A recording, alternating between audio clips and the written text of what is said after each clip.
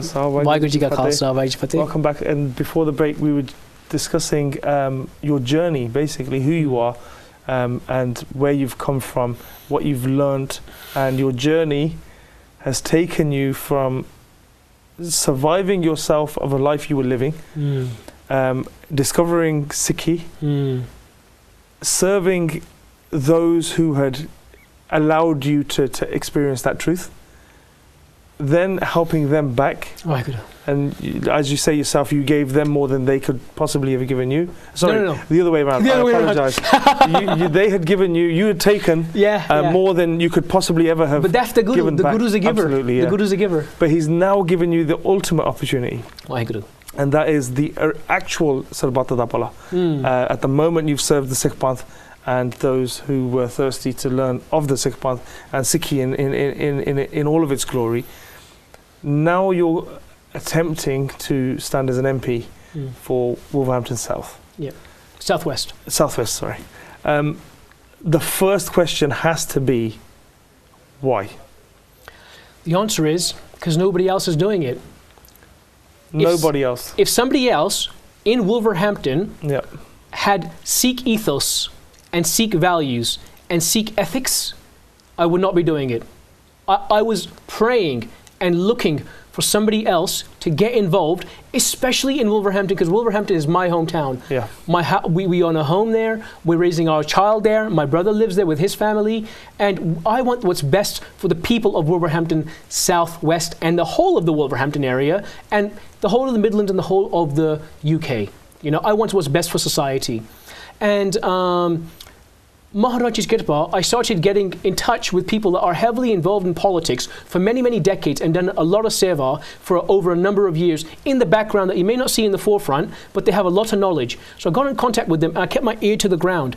And I wanted to actually get involved in politics in the support system. So whoever was going to be the Sikh MP that was going to be that put forward. You were going to hold the proverbial camera again. No. I was actually be on the front end of the camera this time and help, let's say, champion and hit the drum and say, help this person, let's get involved. Because my eyes were opened over the last 18 months to what the reality of politics is, that real change and real people can make a difference. And it came from the most unlikely place, we can talk about it later, Brexit and the rise of Trump were the two things that inspired me to finally get into politics, which I never thought was a winning game until now. I really do feel that the ordinary man, if he has the blessing and the backing of the community, can do anything. And together we can change everything. So, go ahead. Are you suggesting Trump's an ordinary man?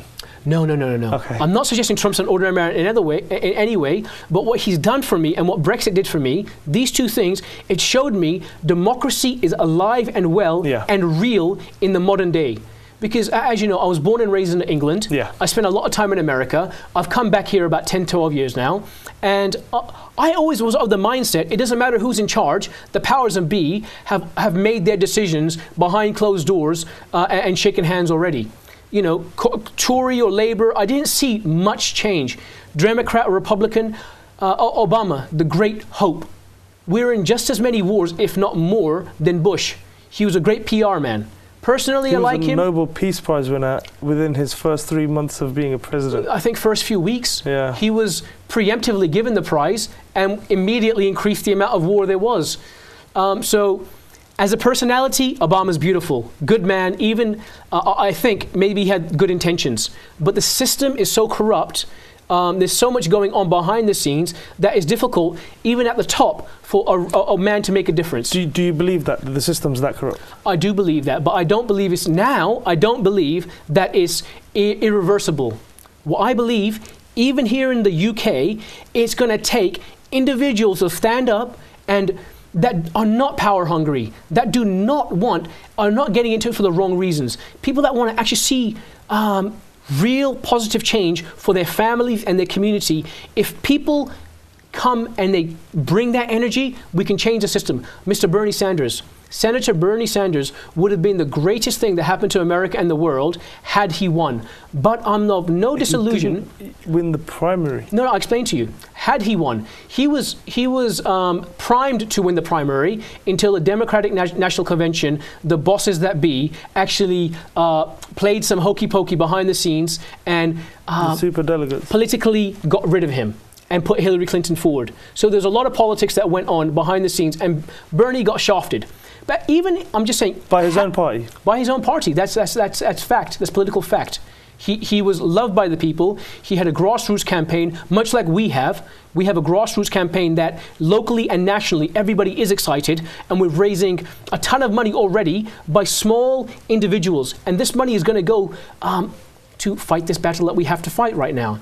So my point is, had Bernie come into power, he would have only been able to take in the American system so far, but he would have sparked the change that would have got other people that have his same ethics involved and say, you know, I can get into politics and make a change too. So it may have taken a number of years, but he would have been, and he in a number of ways he has achieved that. He is that person that now other people that are of moral character, that are not politicians per se, but humanitarians first.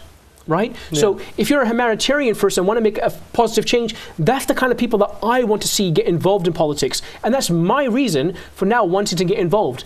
Because you have to get in the trenches to make a difference. And at the end of the day, being Khalsa, if we're part of the Khalsa Panth, we have to fight wars. We have to get out there and sacrifice ourselves. And there may not be bullets flying up, across our heads right now, but these are proverbial bullets. We have to get in and fight the battles. And I'm praying, even through this, more better qualified people are going to wake up throughout the country and say, you know what, I want to get involved. So that's one of the main reasons. To answer your question again, quite briefly, we put so many great people forward to Labour because Rob Maris has stepped down in that constituency. Yep. They totally shoved us away from the table. They basically... Eleanor Smith standing. Eleanor Smith. For Labour. Personally, I like her. She's a lovely woman. I've met her, spent some time with her. She's a nice person. But the Sikhs helped Rob Maris get elected in 2015 against Paul Uppal with a majority of 801. Was that wise? It was wise, I tell you why. Because for me, I tell you, it's not just about having a Sikh face. I'm not saying to anybody, vote for me because I'm a Sikh or I've got a turban and a beard. I'm not saying for everybody, because I'm a part of this club, vote for me. I'm saying judge a book by what the content is inside it. So find out what the person is saying, and I mean across the board. Every single person that's standing right now, you should analyze their track record, number one. So I don't want to demonize somebody else, because their track record can do that for themselves. Yeah. Paul Uppal, God bless him, he's been in power for 5 years. So my benti, my request humbly is to ask everybody. He wasn't in power per se, he was a member of parliament for 5 years. Well, that is quite a powerful position. It is within his constituency. There you go. You know not within Parliament. Well, you're going to prove my point for me. Yeah. Because Paul Uppal is actually just a small cog in a massive, very large machinery of the Conservative Party. Yeah. So in a way, I don't want to use the word puppet, but he has a lot of people to account to. He has to listen to elders, listen to his party. Ourselves now trying to take the power back into our own hands and actually serve the people. My goal is to serve the good people of Wolverhampton South West and the constituency that I'm running in, and the constituency I live in, and the city that has taken me in and made me their own. So I'm there to serve the people, and I'm not going to answer to anybody but the people and the national good. So we need somebody in Parliament that is willing. So number one, I've proven that I am willing to speak truth to power. In Parliament, though, for significant change to occur, it being a parliamentary democracy, it's going to take more than one person. If, for example, a vote was to take place tomorrow to increase UK involvement in Syria, would you be for or against that? What I'd have to do is first research everything. I'd have to understand what I'm getting into. It's quite difficult to answer hypotheticals when you don't have all of the information, right? So as it stands, I'm not for more war. I'm for less war, but I am for helping others. If it's absolutely necessary, we must take action. Okay. But what I am for is letting the will of the people being heard, and let the compassion be our guiding force. But you would only be one person and one vote. No. I would not be only one person and one vote. I'd be a loud, powerful voice that can spark change. Because you know what? In a parliamentary democracy, if you were to vote on war, you would be standing alone as an independent. Well, the thing that you're not in that scenario, you have to understand that being in the House of Parliament, you have to make a lot of relationships. Absolutely, it's a people business, you could say. So you have to engage people. Party alliances. But the thing is, politics fundamentally is about ideas. It's just a game of ideas. So you're going to sell me your ideas, I'm going to sell you my ideas, and I'm going to tell you why my ideals are going to help the wider society and the wider people. Now take Jeremy Corbyn, for example. He's been praised now for the stands he's been taking for 30 years. Yeah. So for 30 years, he may have been ignored. In the 80s, he may have been arrested even for standing up for civil liberties. But when we look back at his track record, although he may not have made an impact at that moment in time, he stood for the truth, and that's having a massive impact now. So I'm of the mindset that if you remain aligned to the truth, if you remain aligned to the fundamentals that you stand firm with for the people, by the people, then ultimately you cannot lose. And what is the opposite of that? Are we just going to have a whole bunch of yes men? So the powers that be, like with Tony Blair, just go into war after war after war, and then say afterwards, well, actually, I was just going off of bad information. What I'm saying is, we need more people that are going to say, no, this is wrong, and these are the reasons why. Isn't Jeremy Corbyn leading that party that is thinking exactly that? That change is coming. I support that for him. If he wins. If he wins. The unfortunate thing about the Labour Party right now is, in fact, I support a lot of the ideals of the Labour Party. I'm not against the Labour Party per se. I really wish the best for Preet Kaur in Edgbaston. I really wish the best for Jagmeet Singh in Slough. And the rest of the Sikhs that have been picked by Labour. Unfortunately, some of them, because the majorities are so against them, there may not be much in there. But I still wish them the best of luck regardless. But in Wolverhampton South West, that's not the case. If you look at, you can log on to electoralconsensus.com right now and look at the consensus, look at all the pundits are saying the Conservatives have won it by a landslide. In fact, I bet... Paul Uppal, unfortunately. But I tell you, you'd be hard-pressed to get Paul Uppal on a show like this, because actually... He's been on Encounters twice. But when was that? The last time before the election, right? And the documents, at the time the documents had been released. I encourage him. But he has, I've spoken to him late last week. Right. And he will be on the show. Fantastic. I want him to be on the show, and I want you to ask the questions that the public wants to know, what he actually has done. And obviously now I'm quite involved within the local politics of Wolverhampton, and the rumblings are that the Conservatives, they're actually trying to not campaign, because the more campaigning they do, the lower it goes. So they're depending on just herd mentality right now. I'll just tell you what the people are saying and what the rumblings are in politics. That's what you've been. This is my experience. This is my experience, right? And Labour, Eleanor Smith, I do like her as a human being, right? But they actually have no chance of winning right now. So people are concerned, is an independent vote going to split the vote? No, it's not going to. Because Labour's not going to win there anyway. Paul Uppal is going to win in that landslide, according to the pundits, unless the people have their voice heard. So what we have to do, my brother, I'll tell you, what we have to do is we have to present new ideals and new ideas, new ethics. Let the people know who can serve them best. And you know what? I've been a small business owner. I've developed my own businesses. I've been I've been at the low end of the wage scale too. I've worked my way up. So I can actually communicate and talk with people and understand their experience and help grow the town and the city the way it needs to be done. So it's up to me to communicate that to them and provide them with a brand new choice. And I tell you the benefit. The benefit is this. If you have one more Conservative, let's say right now the pundits are saying that the Conservatives are going to win by 100 majority. Yeah. Right? That's what they're saying. It could happen, it could not happen. What's one more Conservative over there? Wolverhampton South West has an opportunity, the golden opportunity, to put them on the global map, put them on the national map for being independent, for having a fresh voice, for being progressive, for siding with for truth, for somebody that's going to work hard for them, for somebody that's going to be accountable to them, for somebody that lives in their local area.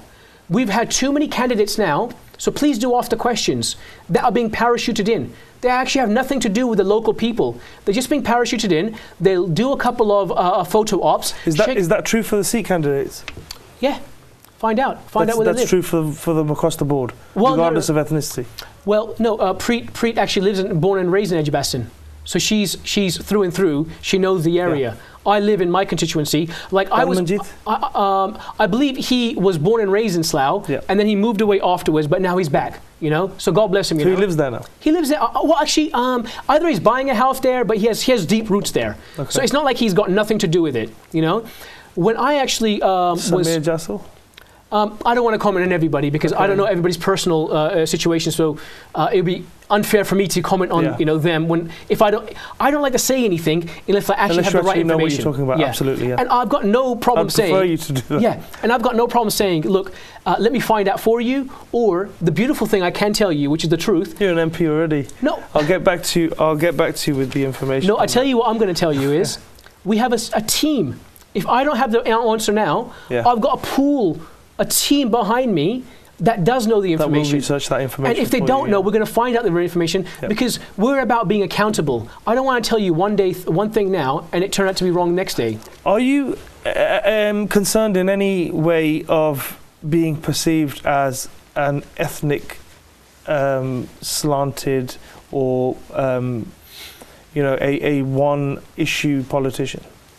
You know, just me looking the way I do and the Panth party that's supporting me as an independent candidate, people could think, oh, it's a Sikhs only, Sikh philosophy. No, it's nothing like that. So the first step is going to be to say, look, this is about communicating and expressing what Sikh ethics and Sikh ethos can do for you, the common British person that actually maybe did not know anything about what Sikhs are about before.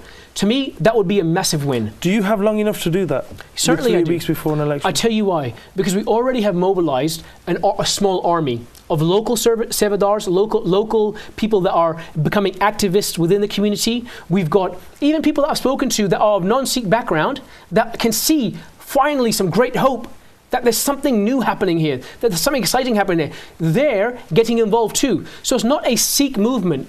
This is, the Panth party means, Panth just means a collective of people. Absolutely. A collective of people that share the same ideals, that are walking along the same path. And that fundamentally is any political party, right? So, regardless of what happens at this election, is there plans or is there a possibility of the Panth party in 5 years' time tabling more than one candidate? Most certainly there is. What the eventual... Are we seeing the birth of a political party? I hope it is. But you know what? Will that be a single ethnicity party? No. Okay, so I'll give you the example. I was just yesterday talking to Eleanor Smith, the Labour candidate.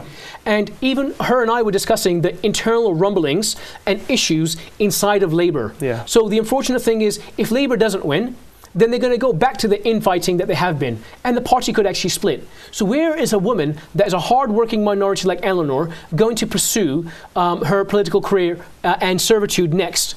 She's not going to go to the Conservatives. And the other parties, they're actually, you know, a lot of them are dead in the water. So the Panth party can be a vehicle for her as a minority, as a person that may share our ideals, to come forward. So this is not a specifically you must be from a certain background, or if you share the ideals of compassion, of working hard, of sharing with others, of caring, of actually building a community. And like what I've been doing within my charitable endeavors for the past few years, my mindset has always been bring people of different backgrounds together and unite them. And that's what I got from Sikh common ethos. Platform. Exactly. So that's why I hope to do in Wolverhampton, because it's such a diverse population there. And there is a lot of, it's a melting pot, but there's a lot of room for improvement. And I think I'm well versed and well placed to help bridge a lot of gaps. So I'm looking forward to doing that. So, Budgie, the one question that the Sikh population would be, because I know you're not, you've clearly just explained how you're not a single issue politician, or you don't plan to be, but within the 5 years there is one pledge that I've been asked to ask of all candidates that are standing that are of Sikh background. That pledge is that if you were made an MP, if you were given that opportunity to serve the constituents of Wolverhampton South West and or the Sikh Panth, would you table a motion, a private member's motion, an EDM, early day motion, that would recognise the events of the first week of November in 1984 as a genocide? Would I table that? Would you table that? What I would do is, I'm looking forward to speaking the truth at every opportunity I get. That would be absolutely expected of yourself, not maybe of Paula or any other MP, but would you table an EDM that would recognise it in the House of Parliament? I would push forward anything that recognized the genocides and the atrocities that happened in 1984, because the truth defends itself. I don't mind failing as long as I'm defending the truth and on the side of truth. So if I have to be a champion for the common British man that is a non-Sikh, I'm going to be his champion or her champion or the children's champion. I'm concerned about doing the right thing for the people. And in the case of specifically 1984, the truth is that even the government that be right now will tell you they're suppressing the truth. They're hiding the truth. There's many documents that have come out that have not come out in its entirety. And then when they do come out, they've been hushed. So I'm looking forward to being that voice that can champion and constantly say, no, look, if the British government or anybody has done something, let's get to the truth, because once we expose the truth, we can heal any wounds that need to be healed and become stronger as a society. So my goal is unity for everybody. And it's not going to happen by living in the darkness. The more we shine a light on what actually happened in an honest way, in even a non-judgmental way. I'm not saying that we need to say, point the finger and wag it and say, you've done this, you've done that. Step one, let's all agree on what the truth is and not shy away from that. So that's the main thing I'm going to be focusing on in regards to those kind of issues, is I will speak truth to power, and I will be a champion for anybody that needs it. Regardless. So that would be all grieve, or the minors issues, certainly, and all of those outstanding issues from previous Conservative governments. Certainly. That was 1984 as well. Yeah. That all grieve and the miners' strikes. But Buddy, we wish you the best of luck. Thank you. We have come to the end of the show. Unfortunately, because I'm enjoying this conversation, I'm sure the people at home are enjoying it also. As a parting message, what would you want the people of the UK and internationally, Sikhs and otherwise, to take away from your candidature, and what do you want them to understand as to what you represent and any help that you require from them? What would you want them to do or say? So I understand this program is going to be airing in a couple of days. So first and foremost, my request to not only the Sikh community, but the wider British public, and especially those people in Wolverhampton South West, my constituency, regardless of who you want to vote for, or even if you want to vote at all, if you want to be involved, please at least go online, take 5 minutes and register yourself to vote. Yeah. So you give yourself the opportunity that if you choose to do so, your voice can be heard. Please reflect on what's happened in the last 18 months and understand that democracy is alive and well. And if a people, like about 40% of the population that are registered to vote never end up even voting on election day. So I want to earn your vote. I want to meet you. I want to make sure that you can understand and get to know myself and my policies and what I can do for you as the normal British public. And I want to inspire you to get involved and vote.